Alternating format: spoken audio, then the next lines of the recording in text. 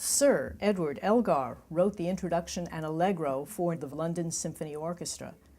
His method of composing was to keep a sketchbook with him all the time, and as ideas occurred to him, he would write them down. Well, he was on a trip in Wales, and he heard this distant singing of a beautiful folk song that he absolutely fell in love with. And so he wrote it down, and he kept it with him, and he liked the melody so much that he wanted to write a Welsh overture. But as things went on, he decided to incorporate this particular melody into the introduction and Allegro. And he has it played by the solo viola, which is a very soulful instrument, as you know.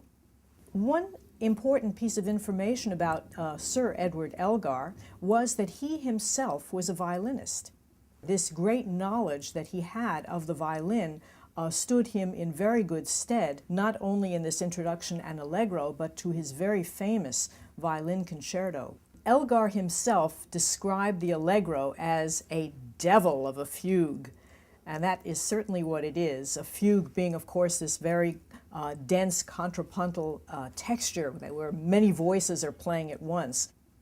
He patterned the introduction and Allegro like a concerto grosso, which is where you have a small group playing as soloists within a larger group.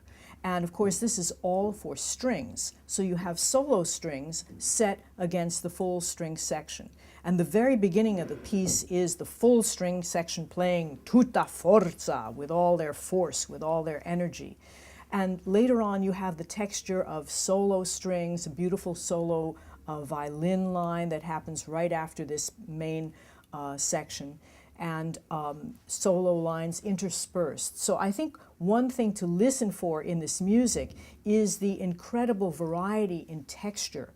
You know, you think of a string section as all going to be sounding like the same thing. Well, it's not. It's made up of some individual lines and some full lines. And in the very end, he brings back the Welsh folk song in this triumphant coda where the whole string section is playing it. A very dramatic moment.